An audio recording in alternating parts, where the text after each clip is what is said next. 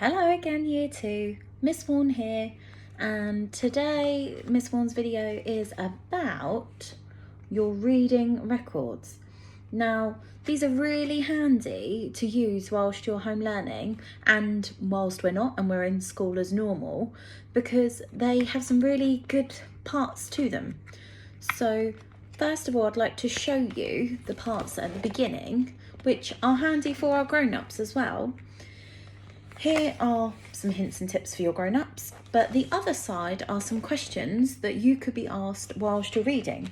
So if I have a little look through them, whilst you're reading your books, it's really important to talk about the characters and predict what might happen next, especially if it's a new book and you've never read it before.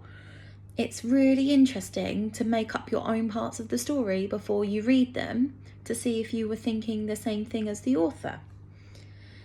When a story was created or where it is set, where is it? Lots of traditional tales were in villages, and lots of Julia Donaldson stories are set in woods.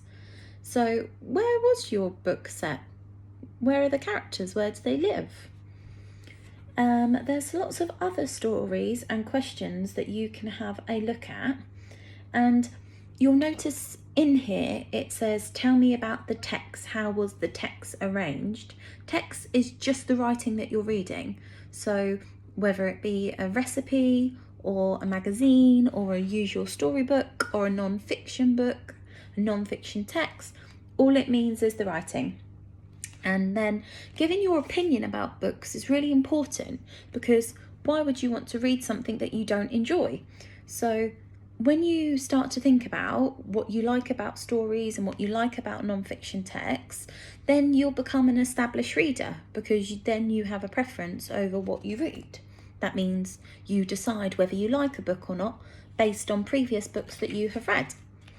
And in the handwriting video that Miss Vaughan uploaded, you will see that there's also the Year 1 words and the Year 2 words. Now, the Year 1 words, because we missed a little bit of Year 1, it's okay if you want to have a little practice of those, or if you still find some of them tricky. That's not a problem. But then when we're confident with the Year 1 words, we can have a look at the Year 2 words.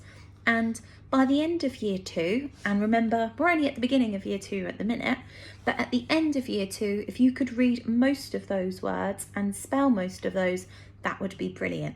And if you can do them all, that would be fantastic. And your reading record, which gets filled up by your grown-ups and by the adults at school when you read, just a quick recap really, when you get to the bottom, we sign the page, and then that gets you a raffle ticket to go into the raffle for that week. And then the class with the most raffle tickets will win a prize. You get a certificate first of all, and then at the end of the half term, the class with the most certificates get the prize. So if you're a grown up at home and you're thinking, oh, sometimes I forget to write it down, don't worry, but just so you know that we need all the help we can get to get the certificates so that your child's class can win the prizes. And Miss Vaughan's also said to a few Eagles, and I'm sure Miss Richardson and Mrs. Pennell have said the same, if you're a confident writer, you can write in here yourself, one box at a time for each time you read. So keep these, get them out, use them this week, and use them for the whole time you're in Year 2, please. Happy reading!